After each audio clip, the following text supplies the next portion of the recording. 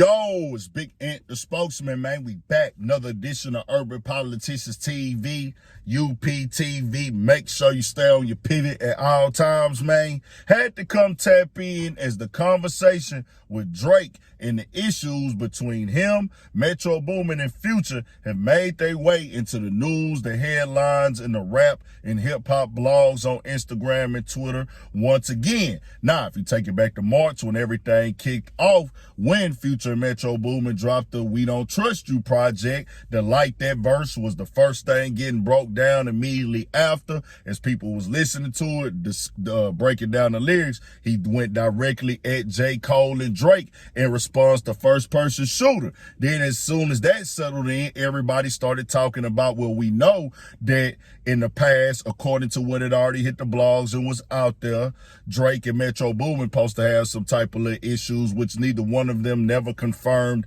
directly exactly what it was in detail. But it was like, okay, we get that. Why would Future partake in this type of situation if he got locked in? If he locked in with Drake, they done so many albums and songs, put our hits together. Why is he partaking in this? Because this is his album as well. Well, a whole timeline of events had happened. Then we eventually got to Family Matters. Well, Drake had said himself, well, me and Future never really been through it, but I know that Metro Boomin got to be the influence, quote and unquote, in so many words and everything like that. So that's where it's at. Well, now Young Thug, who's currently locked up in Atlanta fighting for his life with this Wild State Rico, put out a tweet today that got picked up. Drake, Future, Metro Boomin, we all brothers. Music ain't the same without us collabing. And then also what happened was Future seen it and grabbed it on his account and retweeted and reposted it up and left it like that. Didn't add nothing else to it,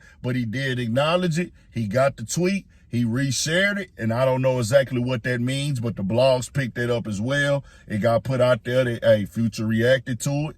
He felt the way about it enough for him to put it up there on his account as well. I don't know where he stands with this and these issues with Drake, as it was a bunch of things going on in that long timeline, because at first people wasn't even really saying it was an issue with him in Future. Then next thing you know, they started going into the project of We Don't Trust You. Well, nah, these are some shots at Drake.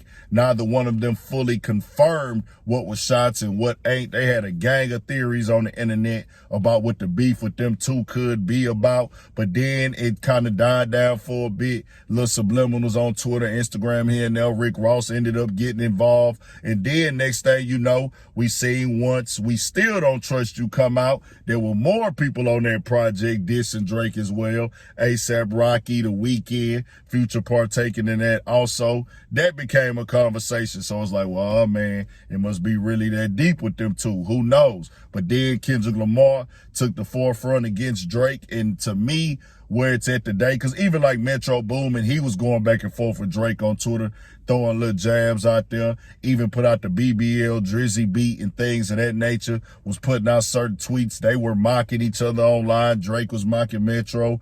Metro was going at him also. And there was a bunch of stuff happening. People were saying, once you choose a side and all these other things. And we still, to be all the way 1,000, have not got full confirmation from any of them. From Drake, from Future, from Metro Boomin, what their exact issue was. Now with Young Thug, him being locked up, he looking at it like, man, I done worked with all y'all early projects with Metro Boomin. There was a point in time when him and Future had a little static on the internet, but they got past it, came back later, did a whole project together, and they been locked in. And with Drake even on one of Young Thug songs on his last project, Business is Business, Oh You Went.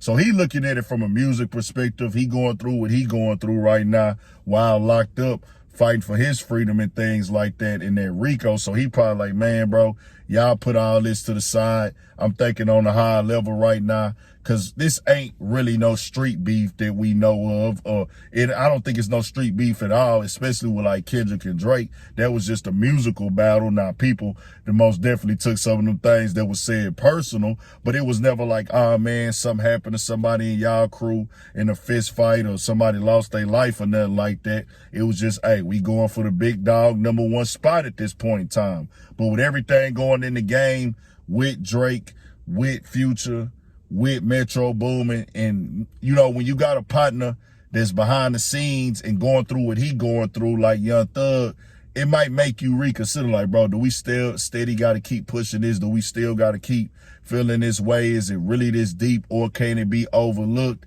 I don't know, because I don't know exactly what the issues is. You know, we done heard people say things on blogs. We done heard people say things on podcasts.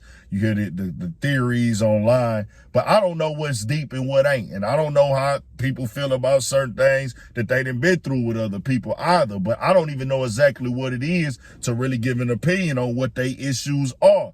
I do know that with everything happening in the beginning with Kendrick Lamar, Drake might, and I'm not confirming nothing, feel away for a while as long as this battle is going on. I know it's 8 months in at this point in time, but the conversation is still there, because we just seen the Super Bowl announcement when week 1 kicked off in the NFL.